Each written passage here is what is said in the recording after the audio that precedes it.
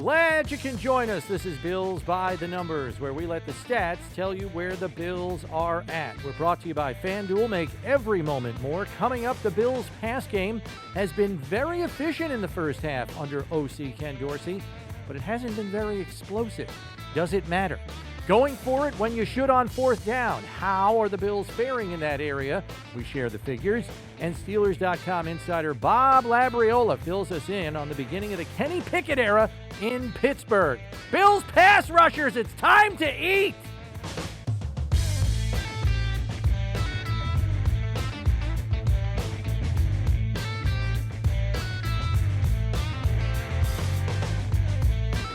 Here we be. It's Bills by the Numbers. Bills Hall of Famer Steve Tasker, Bills insider Chris Brown with you. And there is a trend developing with Buffalo's passing game in the first half of their games. As we know, the Bills have the second best passing attack in football right now. They're first in first downs per game and first in third down conversion rate. But as Warren Sharp from Fox Sports points out, an analytics guy, there is a difference this year in Buffalo's passing game. Last year, the Bills led at halftime in each of their first four games and led by an average of 13.2 points at halftime. They proceeded to win three of those games. Their halftime lead in 2020 was 10.3 points per game, and they won all four of those games to start 4-0. This year, however, Buffalo has had the lead at halftime just once through the first four games, week 2 against Tennessee.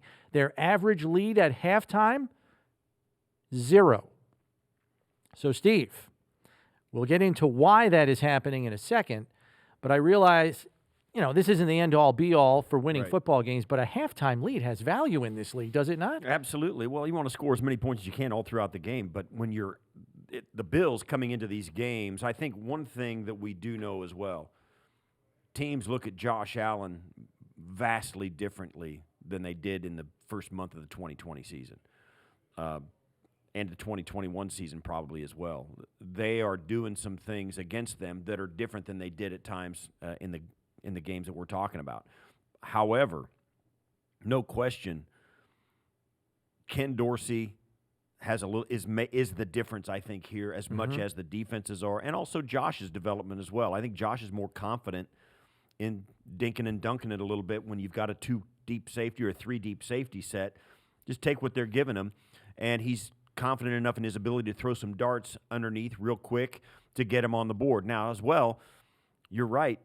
It changes the possession chart as well. Yeah. When you're moving the ball slower, instead of getting 4 or 5 possessions in a half, or 6 or 7 possessions in a half, you're only getting 4 or 5, and nobody's scoring a lot of points in those games. So it makes the game look different, but I think it's as much to do with the complementary facets of the defense they're facing as well as what their offensive scheme is. I know Coach McDermott's record when his team's leading at halftime is outstanding. It's something like 40-8, or even better than that. Any team in any sport would love to have a lead at halftime, but that lead in a game can often prompt your opponent to alter their plans from what they came into the game with, especially when they're down at halftime. How many times do we hear about halftime adjustments?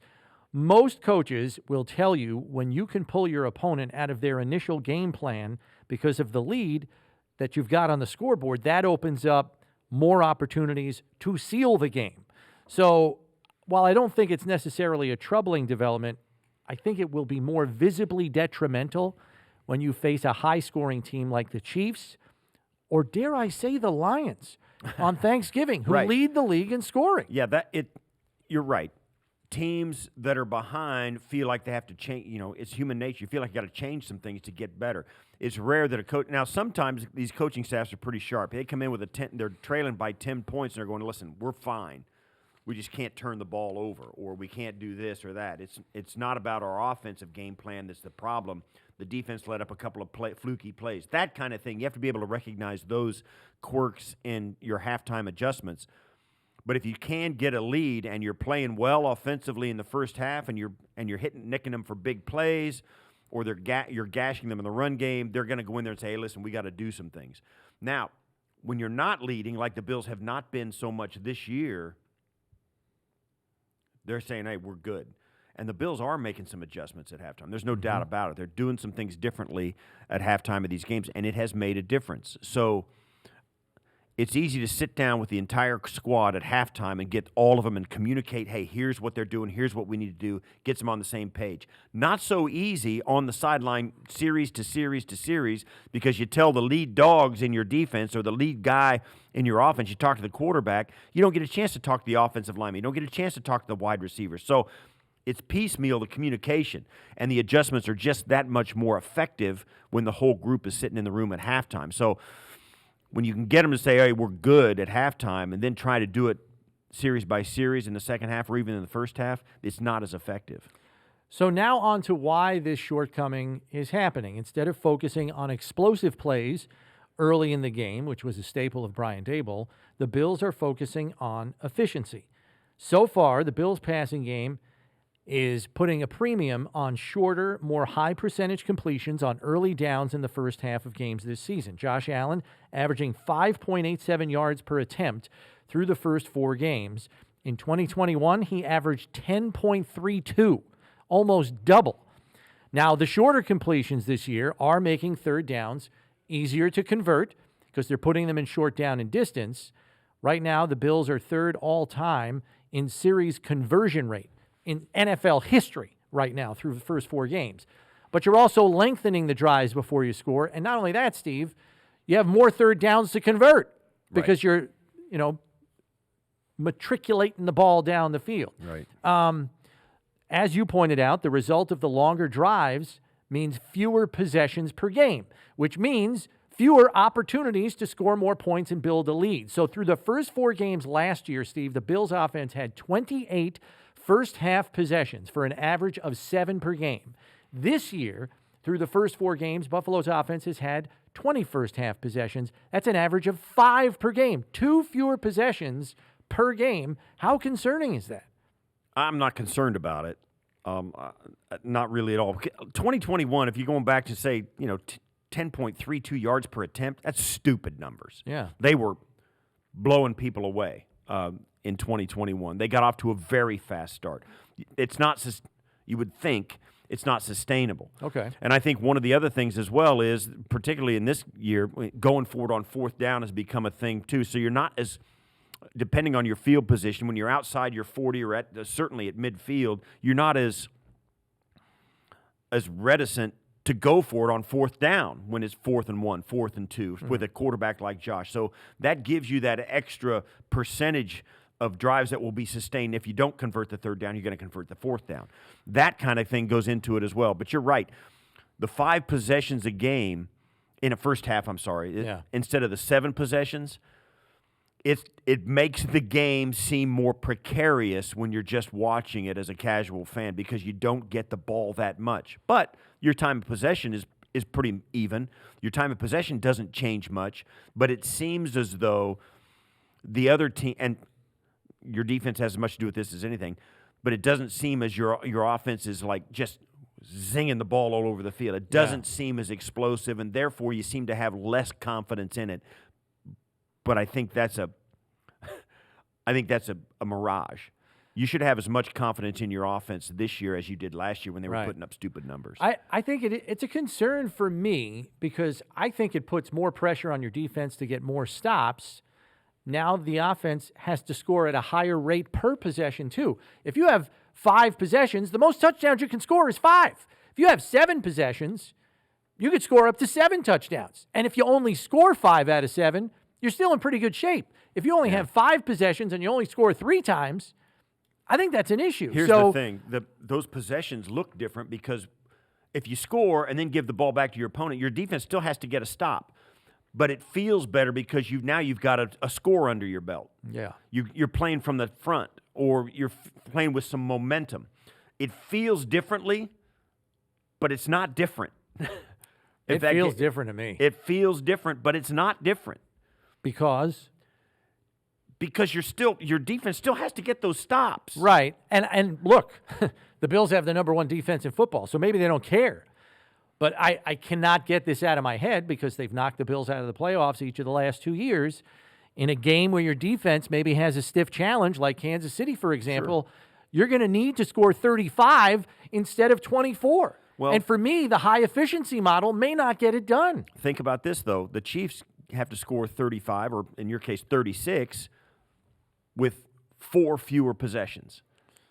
So you're saying the high efficiency model also keeps the ball out of their hands? Yeah, that's the one area I forgot to look at. Are the so possessions for the opponents down so too? It's complimentary, and I'll say this too. I think, and we can talk about this in a subsequent podcast as well. The Bills' defensive front has changed the entire complexion of this team. Yes, Von Miller. And those guys down inside, Daquan Jones, since Ed Oliver's been out, Jordan Phillips has been out, but those first 2 games when they were in, Daquan Jones, Tim Settle, yeah. They changed the complexion of this team, not only defensively, but offensively as well. Now, one last note to throw into this high-efficiency model. People might be saying, oh, well, they're doing that. They're throwing short because all these teams are playing cover 2 shell and not giving them anything deep. That is not the case. So I'm going to credit Warren Sharp for these statistics. In terms of the rate of 2 high safety coverage in the first half of games against Josh Allen, it is only happening 33% of the time thus far this season. That ranks 21st in the league. So it doesn't appear like they're playing any. As a matter of fact, it's less than they saw last year. So he's facing less 2 high safety looks than the league average, and definitely less than he faced last year. And yet still, the short passing I'd like to see continues. I'll say this, though, too. There are also circumstances that the Bills have faced in the first blitz. 4 games that they have not been up against, mainly injuries and the heat exhaustion in Miami. Yeah. I think that derailed their offensive numbers somewhat. Yeah, you had to rely on running backs a lot, which is and it's short not passes personified. So I think it's still a small sample size a little bit because of the month. It's only been a month. And you had that game stuck in there where it just didn't go their way with the injuries, and the offensive line was a shambles against Miami. I'd like a larger sample size because I think that really did put an aberration on it and kind of even squash the numbers. What was trending, it squashed them even further to where we're looking at now. Gabe Davis isn't 100%. Crowder was out of the game. Kumaro came out of the game in Miami, and he was down. You've got, your fifth and sixth wide receiver playing some more significant snaps. We'll see. Not to mention the fact that you've made this point on our daily show, One Bills Live, that a burner to stretch the field really doesn't exist on this roster when you think about it. Someone that's just got pure stretch the field speed. They don't have that. Right. So we'll have to see where it goes. Another subject where the Bills appear to be right on the cutting edge is 4th down decisions. Buffalo is 5 for 7 on 4th down conversions this year, and according to a recent table provided by Ben Baldwin, who's better known on Twitter as Computer Cowboy, the Bills lead the league in 4th down decision-making to improve their win probability. We know that Coach McDermott likes to stay on the cutting edge. How encouraging is that statistic? Very much so. You got to be encouraged by that. I think it shows a confidence not only in his players but also in his offensive coordinator. They're tough, and I think that if I've noticed anything more so this year with Ken Dorsey than I did with Brian Daboll. Now, Brian Daboll used Josh Allen extremely well, and they did it. But I think Ken Dorsey has as good a feel as we've seen of a play caller in those spots, in the short yardage goal line spots. Now, certainly they've had a lot of instances, and I think they get something out of it, even though they're unsuccessful, when they just hand it off and pound it in. Zach Moss pounding it into the middle of the line. Devin Singletary, same thing. That gives you something in other situations because the defense knows your willingness to do that. When they get into a 4th down, they don't always do that. And that I think Ken Dorsey understands how all that stuff plays into the mind of a defensive scheme when teams are looking at the Bills. 5 of 7 on 4th down is huge. And I just think that's something Ken Dorsey has got a handle on that I feel real good about, and I think McDermott feels it too. Pointing to our earlier conversation, knowing the fewer possessions in the first half could potentially curtail their scoring a bit, it is encouraging to know that they maximize their win probability on 4th down situations. So knowing their analytics team is at the forefront of that part of the game means the Bills should be put in the most favorable of positions whenever possible. Good discussion there. We move along now to the numbers game, where Steve will be quizzed on a bit of Bills-Steelers series history. I need from Steve the top 10 touchdown makers in Bills history against the Steelers. We're talking regular season meetings, Steve, and playoffs. For a frame of reference, I will tell you there have been 25 total meetings between these two teams, so judge your touchdown totals accordingly. Are you ready right. here? Bills who've scored touchdowns against Top the Steelers. 10 touchdown scorers against now, the Steelers. As a quarterback, does it get for throwing those? And Nope. everything? No, we're not using quarterbacks here for passing touchdowns. We're only using the guys that are running that thing or catching that thing in the end zone. Don Beebe. Don Beebe is tied for first with 4. Those are all in the same game, right? That was that Jim Kelly 6 touchdown pass game. Andre Reed. Andre Reed has 3. He is tied for 4th. Thurman Thomas. No, not Thurman. Yeah, Thurman Thomas. Thurman Thomas is correct. He had 3, tied with Andre. Kenny Davis. No on Kenny Davis. Jerry Butler. Jerry Butler had 3, correct. James Lofton. James Lofton had 4. You're on a roll, Steve.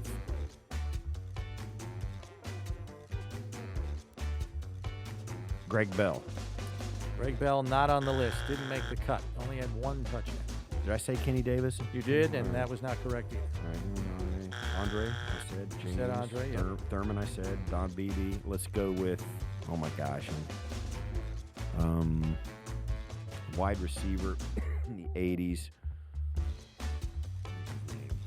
I can't even think of the guy's name. Gosh, this is hard. I will tell you to dig a little into team history a little bit. Yeah. Go a little further back. You're asking something I don't have. You're asking for something I don't have. Dude, I gotta go back and look at the history and see if I can find some. Well, you guys. know, the series history did not begin until the merger, right? Right, back in 70 or 68? When was it? 70? 70 was. Let's say.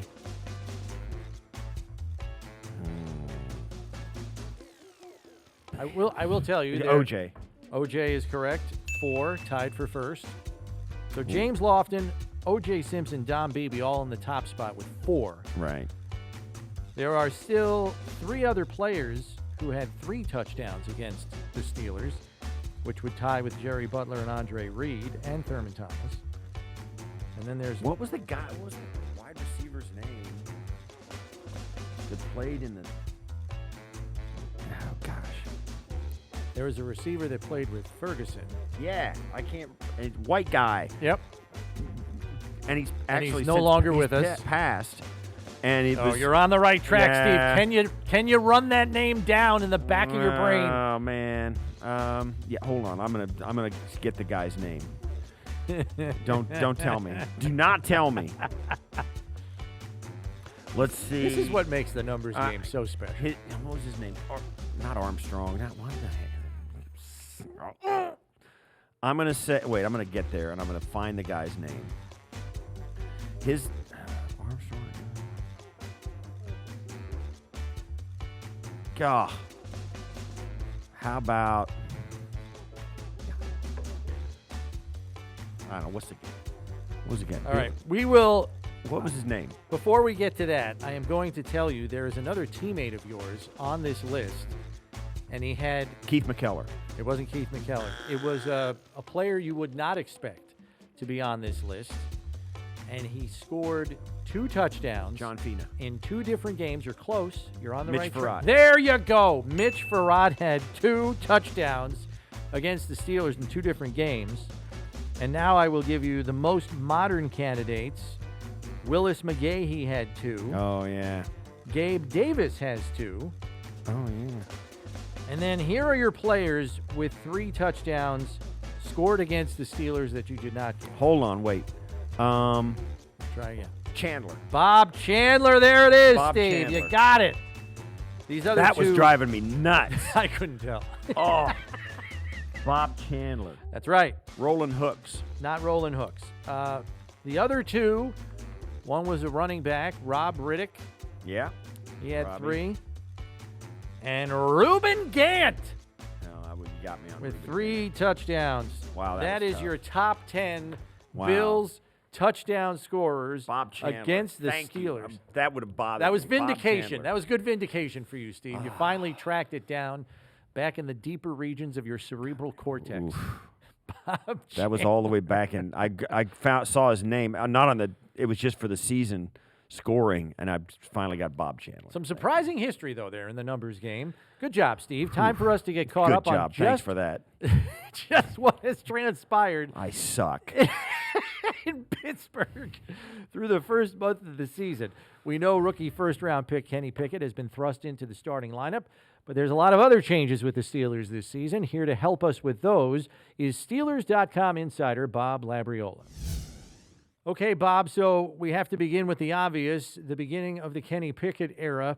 Can you just lay out for us, though, first, how everything kind of transpired through the course of the preseason and training camp? Because the general consensus we're hearing out of Pittsburgh, and you can corroborate this for us or refute it, is that Pickett never really had a legitimate chance to overtake Trubisky for the starting job. Like, he never got first-team reps and things like that. Can you just kind of spell out how the summer went? Well, I mean, when OTAs opened in May, I guess to have some sort of orderly order, for the lack of a better phrase, Mike Tomlin went with Mitch Trubisky first, based on his resume, NFL resume, and then Mason Rudolph was next because he had the next most extensive NFL resume, and Kenny Pickett was third. So that as the practices evolved or unfolded, that made for an orderly transition on and off the field. And so it progressed that way. You know, not much happens. OTAs and minicamp, and so when training camp opened, it was the same order. Now, during practice, Mitch Trubisky really never did anything to lose the job. And my experience, with Mike Tomlin, with Bill Cowher, going back to Chuck Noll, those kinds of moves, if you're going to change an order or something like that, it has to do with two things.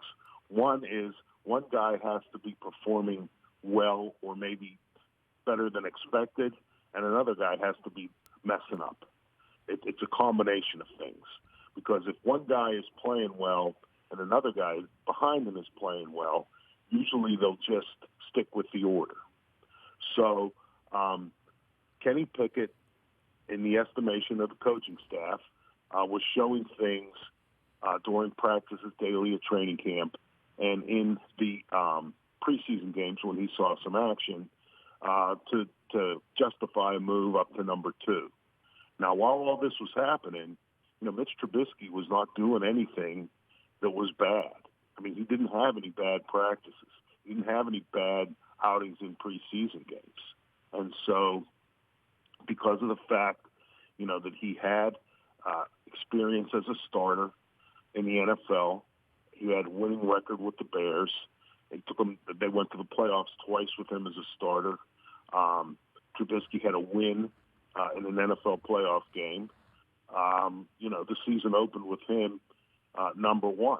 And it made sense to me based on a performance perspective, because since Trubisky was the guy who was opening the first 2 preseason games, Pickett started the 3rd preseason game.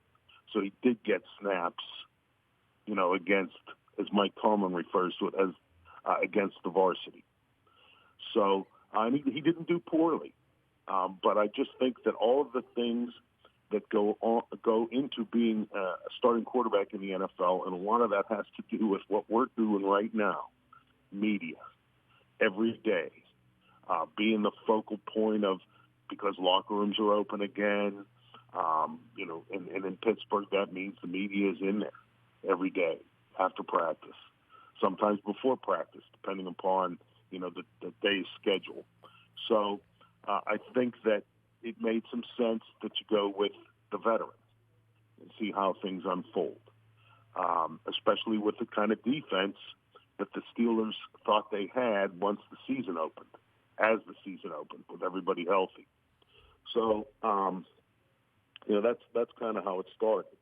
Now, what did happen over the course of the regular season, and I don't know if this was a conscious thing by Trubisky or whether this is what he was being told, how important it was not to turn the ball over.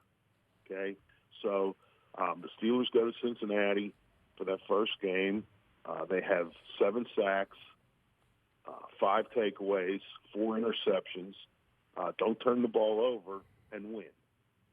So, okay, this is now the formula. But what happened was the offense was just not progressing. It just wasn't. And again, whether it was a hesitance on Trubisky's part to try and take shots down the field, or whether that's what he was being told, I mean, I don't know, and no one, is coming clean with any of that stuff. So, and as I said, the offense was stagnating. I mean, what was happening more and more, the Steelers were playing in a closet on offense. Bob, let me ask you this. I know now that the fans have clamored for this. It seems from here there was, and I know Mike Tomlin is not one to cave to pressure particularly from fans. What are the expectations? I mean, how good is Kenny Pickett going to be given the current state of the Steelers' defense and their offense and where it is now?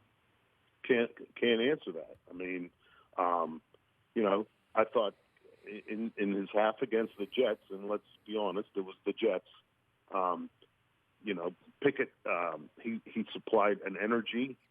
The team responded, the fans responded, and it was a home game. So, I'm not saying that has anything to do with the decision to start him in Buffalo, the fans, but I do think the way that the team responded to him was a factor, and also another factor was the way Pickett handled it. He did not indicate at any point in that game that it was too big for him. He did throw 3 interceptions, though, so you have that from rookie quarterbacks in this league. But what was particularly impressive to me was his post-game remarks with the media. A lot of people in that room, media-wise, were trying to make this into a feel-good thing. Oh, the guy who played his college football in the city next door to the Steelers in the practice facility got drafted by them number 1 and got a chance to play, and the fans were excited. Isn't that great? Well, Pickett kept bringing it back to, but we lost the game. We lost the game. And he had a singleness of a viewpoint, to me, to the only thing that matters. You either win or you lose. There's no feel good. This is a regular season, NFL kind of situation. The Steelers lost. Now they're 1-3, facing a very difficult stretch in their schedule. So this is not the time for, I really felt good. I'm sure my parents really enjoyed the game. I mean, that kind of narrative. And Pickett was not going there, and he would not allow the media to take him there. So he showed me a maturity, a focus that you don't always find in rookies. And so I think that this guy has a lot of the things that you're looking for in a quarterback, but you can't throw the ball late all the way across the field to the other sideline, in a close game. I mean, those are going to get intercepted in the NFL, and that's what happened. Yeah. So there are things that he's going to have to learn. There are going to be growing pains. And I think that, Steelers fans, they booed him, or they didn't boo him at the end, but they were clamoring for Ben Roethlisberger to be gone. Okay? They don't realize what they had. People around here think that Kenny Pickett is going to come in and have the kind of rookie season that Ben had in 2004, and that's just delusional. Yeah. It is. So, Bob, you mentioned the defense, and I'm sure Mike Tomlin anticipated that it would be holding the team in games pretty effectively, or at least effectively enough where the offense could kind of get their legs under them, whether it was Trubisky or Pickett, and maybe hold opponents to under 20 points and try to win games that way. What has been, we realize T.J. Watt's out and on IR, and that's a big loss. I mean, the Defensive Player of the Year. But if you could point to one area of the defense that has maybe underachieved the most, is there a specific line of defense there that you can point to?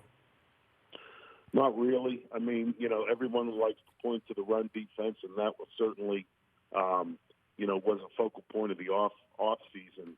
But I just checked the latest NFL rankings, and the Steelers' run defense that had started the league last is now 24th.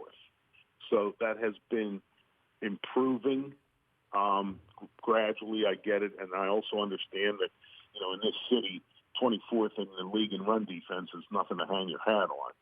But again, it's better than it was last year. It's better than it was earlier in this season. One of the things I think is the problem is that this team has not been able to play complementary football this season. And by that I mean when your offense is struggling so much to score points. I mean, you're in a 3-point game, late in the second half all the time. One mistake, one third down conversion by the opponent, and you can lose. When Ben was here, I always referred to him as the eraser because you could make a bad play on defense, and he could come back and, hit a big play down the field, and your offense would score, and you erase the mistake that the defense made, and now you're back to where you were. But there hasn't been that kind of complementary play. And so I just think it's not realistic to expect the defense to play as it did in that opener in Cincinnati. 7 sacks, 5 takeaways, 4 interceptions. I mean, that's just not a sustainable model. And so, yes, the defense has been disappointing in the sense that teams, New England and the Jets, particularly because they're the most recent 2 games, have won the game in the fourth quarter. But, in both of those games, there was enough opportunities for the offense to score points and or possess the ball, and did neither, that you're not in that situation in the last 4 minutes of the fourth quarter. So, you can focus on the negative and the defense didn't do this, but maybe it shouldn't have been in that position based on the opportunities that the offense did not take advantage of earlier. Right. Bob, good stuff. I appreciate it. Thanks for coming on with us today. Okay, you guys have a good one. Take care now. Time for your chance to win $1 million with FanDuel's free Pick'em style game, high-low. Pick teams for 4 different stat categories that you think will score the highest or lowest for the week. The more you get right, the more you can win. Get them all correct, and you could take home $1 million. Just go to FanDuel.com/high-low to play, and that is HILO. Steve and I make these picks each week. Steve starts us off with high and low for points. I never thought I would see the day, but the high for points this week, the Detroit Lions. Woo! Yes, indeedy. They are playing the Patriots defense. The Patriots gave up 37 to the Ravens and 27 to the Packers last week. So the Lions are going to hang some points on Bill Belichick and his guys. I can't believe I said that. But that's who I'm going with, the Detroit Lions. The low for points, the Houston Texans. They're playing the Jacksonville Jaguars, and the Jags have got a front that won't quit. Davis Mills is going to struggle against the Josh Allen in Jacksonville.